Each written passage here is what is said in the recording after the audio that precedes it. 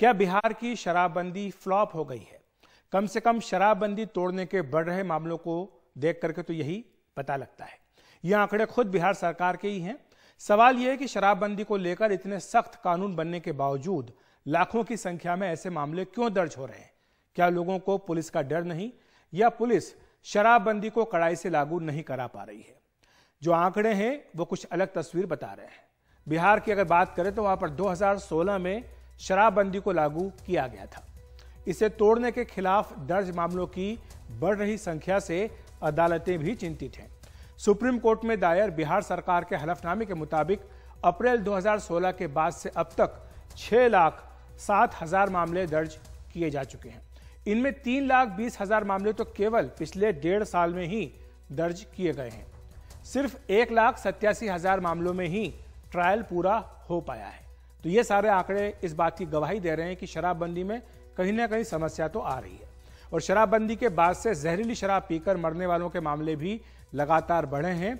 लाखों लोगों को जेल की हवा भी खानी पड़ी है। भ्रष्टाचार बढ़ने के आरोप भी हैं और अवैध शराब का कारोबार फैलने के आरोप भी लगातार लगते हैं। लेकिन शराबबंदी के जो समर्थक हैं वो इसके फायदे भी गिनाते हैं। उनके मुताबिक जब से बिहार में शराबबंदी लागू की गई है वहां पर घरेलू हिंसा में कमी आई है। महिलाओं के खिलाफ जो अपराध दर है उसमें भी गिरावट दर्ज की गई है। साथ ही वो ये भी कहते हैं कि पहले शराब पीकर सार्वजनिक जगहों पर हुड़दंग होता था, इस तरह की घटनाओं में भी अब कमी साफ तौर पर दिखाई दे रही है। लेकिन शराबबंदी के विरोधी कहते हैं कि इससे राज्य को कई तरह से नुकसान भी हुआ है। राजस्व की बात करें तो वहां पर हजारों करोड़ रुपए का नुकसान बिहार सरकार को शराबबंदी के बाद से अब तक झेलना पड़ा है।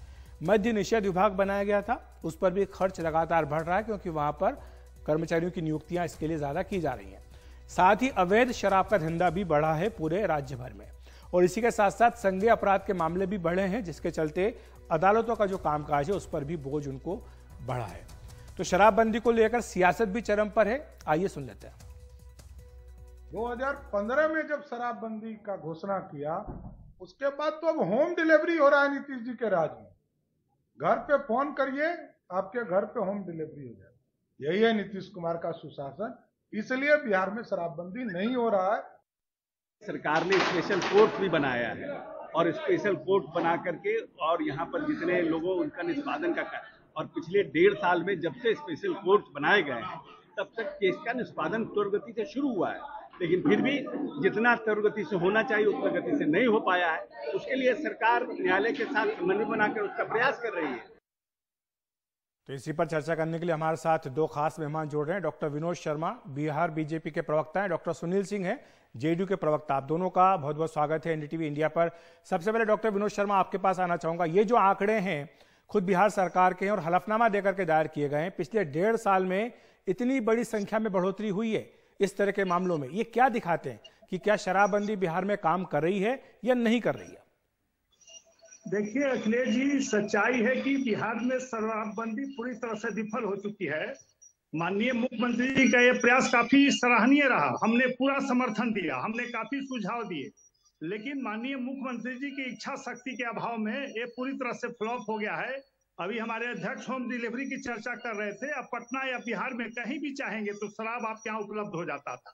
पहले लोगों को दुकान पर जाने पड़ता था, अब घर में उपलब्ध हो जाते हैं। थोड़े महंगे जरूर हैं, लेकिन इसमें हजारों हजार युवाओं का भविष्य तबाह हो रहा है। हमारे जो बेरोजगार बच्चे हैं इसको व्यवसाय मान करके इसमें जेल जा रहे हैं, पकड़े जा रहे हैं और लाखों लाखों की संख्या में लोग हर साल गिरफ्तार होते हैं और जेल में भी काफी लोग पड़े हुए हैं। माननीय मुख्यमंत्री जी कभी कभी चिंतन इस पर नहीं किया, कभी कोई कड़ी कार्रवाई नहीं की, कभी बड़े अफसरों पर कार्रवाई नहीं की। ये पूरी तरह से माफियाओं के देख रेख में बिहार सरकार की पुलिस अभी चल रही है और पुलिस के सहयोग से इसका काफी तेजी से गांव-गांव तक विस्तार हुआ। इस ठीक है डॉक्टर सुनील सिंह, आपने सुना डॉक्टर विनोद शर्मा एक के बाद एक आरोपों की झड़ी लगा रहे हैं, कह रहे हैं कि सिद्धांततः बीजेपी शराबबंदी के खिलाफ नहीं है, लेकिन इसको प्रभावी ढंग से लागू करने के लिए जो कदम उठाए जाने चाहिए थे वो नहीं उठाए गए। यही नतीजा है कि जिसके चलते इतना बड़ा अवैध कारोबार पूरे बिहार में खड़ा हो गया है। देखिए, पहले तो जो आपने अपना शीर्षक रखा कि शराबबंदी फ्लॉप है, तो इसका बता दें आपको 2016 से बिहार में पूर्ण शराबबंदी सख्ती से लागू है। इसके पहले शॉर्ट टर्म परिणाम आए थे, अब जो आंकड़े आए हैं लॉन्ग टर्म परिणाम आए हैं।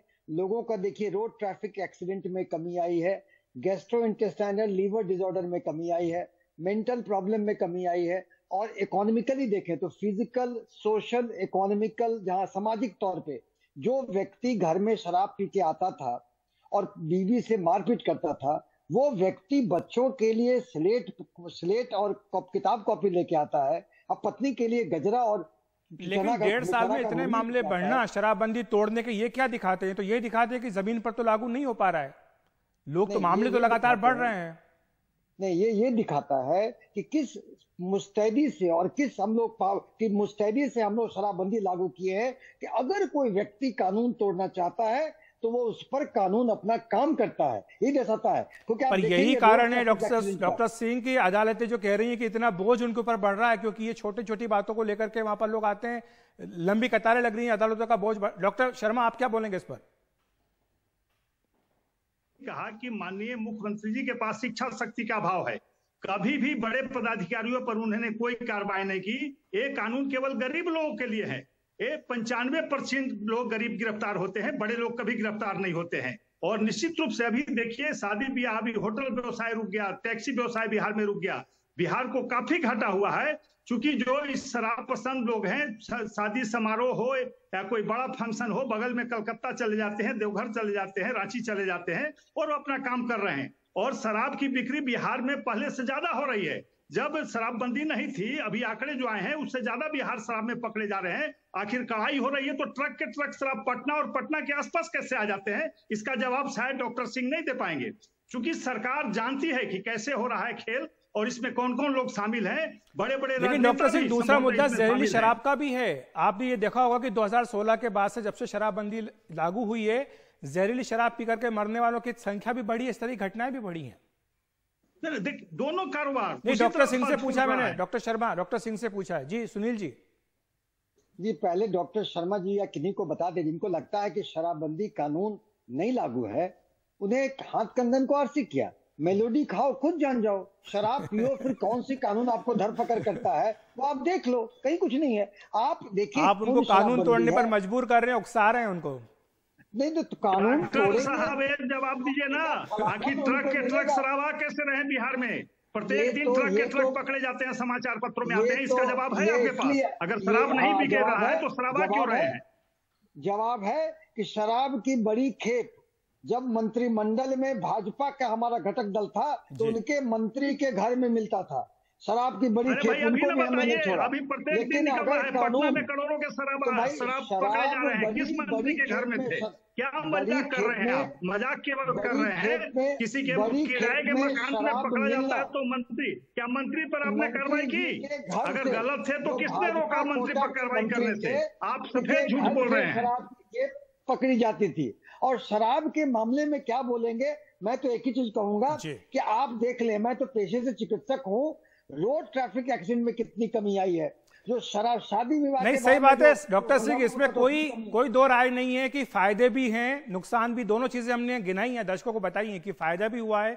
2016 के बाद कितनी ज्यादा उसमें अपराध दर्ज जो महिलाओं के खिलाफ है उसमें कमी भी आई है। लेकिन सवाल है एनफोर्समेंट का, क्या इसको सख्ती के साथ लागू किया जा रहा है, क्या इसमें कहीं मिली भगत तो नहीं है? ये सारे सवाल है, शायद इसीलिए ये चर्चा आज करने की जरूरत पड़ी थी। बहरहाल डॉक्टर सिंह और डॉक्टर शर्मा, आप दोनों का बहुत बहुत शुक्रिया हमारे साथ जुड़ने के लिए।